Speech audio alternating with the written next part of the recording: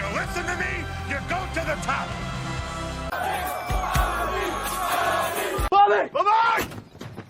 Bobby. Oh, Bobby. Bobby? Bobby?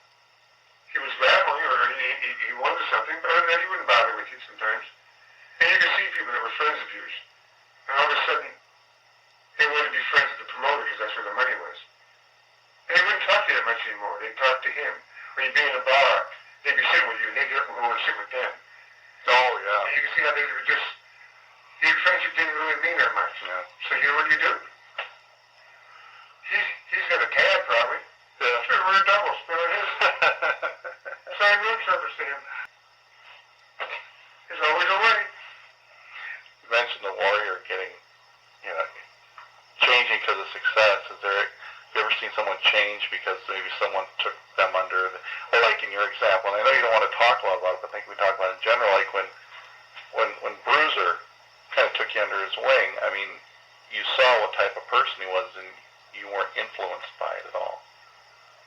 Not to be like that. Well, when I started in Indianapolis with the promotion there, one of the people I really, really cared about, and one of them I didn't. And I love Wilbur. Yeah. Snyder. He was a decent, nice man. The other man, Dick the Bruiser, I pretended to like him. But I despised the man. Why did you pretend to like him? Because he was the boss. Yeah. He paid me. Yeah. I was supporting 3 people. Sure. I had to like him. Yeah. If I didn't like him, I'd be back at the Ford dealer. Yeah. So I used him to get where I wanted to in life with my family. Yeah. So when he would make me do things that I didn't want to do, I'd run stupid errands for him, call him twice a day, every day. Call him twice a day. 10 o'clock in the morning, 2 o'clock in the afternoon. Sundays I wanted to play football with my friends. I couldn't play. I had to go call him. And if he wanted me to run an errand for him, go to the hardware store and Did you check in with him or something? Had to check in every day with him, 7 days a week. And if he was on the phone, be on the phone sometimes booking a card or something for hours. I'd have to wait wherever I was and call him back. Because if I didn't, he'd get mad at me. And if he'd get mad at me, well, then he wouldn't pay me. Yeah. He'd treat me bad. Well, I needed the money.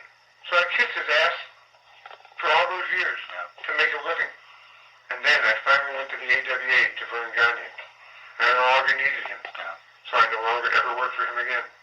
And that's how I got even with him. I was his number 1 star. The mayor of Indianapolis, Steve Goldberg, had a Bobby Heenan Day in 1998, I believe. And just the 20th of July, Mayor Peterson in Indianapolis proclaimed Bobby Heenan Day again in Indianapolis.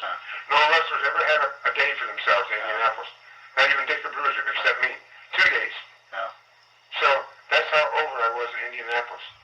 So I had to do that to make a living. And, I mean, he wasn't did anything despicable or sexual or filthy. He was just a demanding person. And there were things about him and characters about his life and the way he conducts himself with his family I didn't like. But I couldn't change that. So I always looked at him as an employer, not a friend. Oh. But I pretended pretended to be his friend, because that's what he wanted. I was a liar and a cheat. Yeah. But no, I had to feed my family. Yeah. And I figured, I'm not lying and cheating against my mother or anybody I respect or like. I'm doing it against some person I do not respect or like. But he had the check. Yeah. And I had to take it. I told him, I said, you beat Nick one more time, you get to keep him. Put the word in the streets.